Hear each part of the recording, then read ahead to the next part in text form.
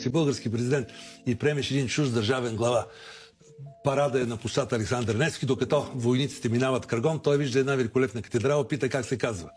И му казват Александър Невски. Той казва, това е вероятно ваш български светец. Не е Свети Петър, не е Свети Павел. Не, казвате му вие, това е руски пълководец. От средата на 13 век, който е разбил веднъж шведите и втори път ордена на мечоносците. Добре, качвате се на автомобила на път към президентство и срещу това си великолепен паметник на Арнолдо Цоки. Той пита, това е ваш прославен генерал. Не, казвате вие, това е руски император. Свивате надясно и той казва, великолепен булевард с жълти плочки. Да, казвате вие, това е булевард руски.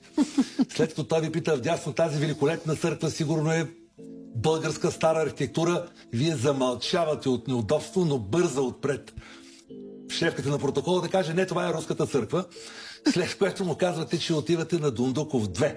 Дундуков е булеварда, който разделя Министерски съвет и президентство. Той пита, генерал Дундуков е ваш прославен генерал.